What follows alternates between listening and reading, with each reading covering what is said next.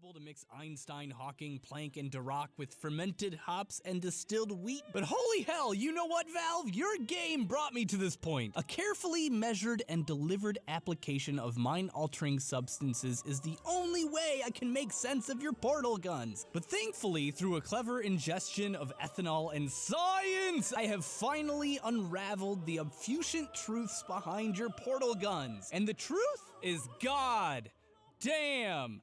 Wait, what? I'm not constantly yelling, am I? Alright, fine. I solemnly swear for this entire video I won't shout, except for that beginning part. I'm cutting myself off, cold turkey. Anyway, back to the thing. Portal. People have been asking me to do the physics behind Portal for like ages. It was one of the first requests I got, and it's one of the topics I've been the most loath to do other than Tracer from Overwatch because the science is freaking complicated, headache-inducing, and is bound to bring armchair scientists out of the woodwork to hurl their aggressive actuallys at me with reckless abandon. But I'm here and I'm ready to do this because the consequences of Portal may be utterly earth-shatteringly frightening, but the science behind it is exciting, complex, and one of the coolest things you can take back and repeat to your high school physics teacher to reveal how much they were paying attention in class in college. So, enough dawdling, and let's get this frickin' thing started. For the 5 of you who don't know, Portal was the breakaway success that Valve tossed into the orange box as an afterthought to fill out their bundle. Built by developers from DigiPen, who first made the game Narbacular Drop, Portal is a puzzle game where you navigate test rooms and avoid obstacles by making Einstein your bitch.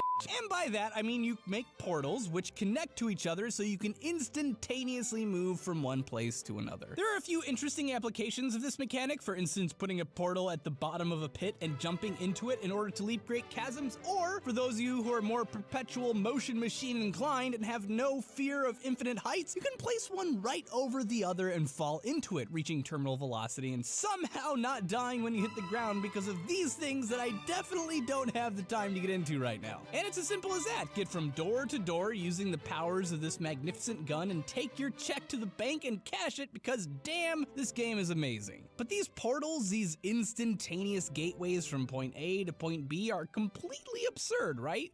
The answer may surprise you. There's basically only one way, according to the laws of the universe as we understand them, that these portals could possibly work. Wormholes.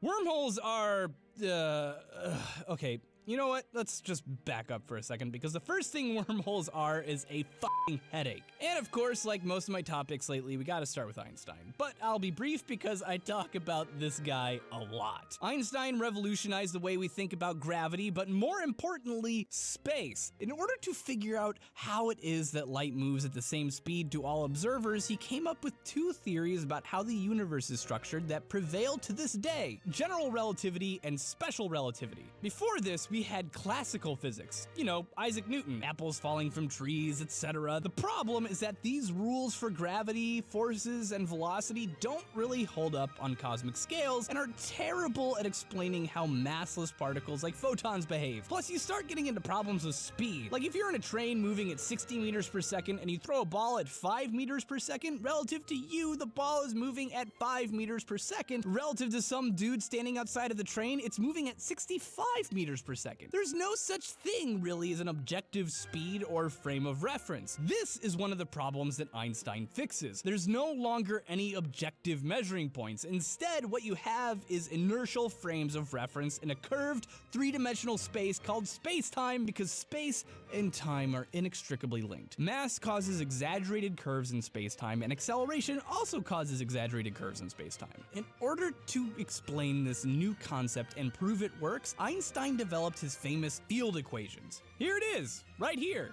Look at it. You think it's one of those simple equations where you just plug in your variables and hit enter? Hell no. Just one parameter of this damn thing could take a well-studied mathematician the better part of an afternoon to solve. They're non-linear, a pain in the ass, and have like 1,000 different portions that need double-checked. Still, they describe almost every large behavior observable in the universe, and smart as hell people have used them to discover amazing things before they were ever directly observed, like black holes, which are a solution to the field equations discovered by by Karl Schwarzschild while he was, get this, busy fighting in the trenches in World War I. I guess there wasn't really a lot for a warrior mathematician to do in his free time while waiting to die, which Schwarzschild did shortly after. Damn you, universe, you're stealing all the great minds of our world! Black holes, while seemingly fantastic, are pretty much 100% real. Even though we've never directly observed them, we've seen their effects, so we're pretty certain they're real. But then, there's wormholes. Wormholes are another solution to the field equations and are frankly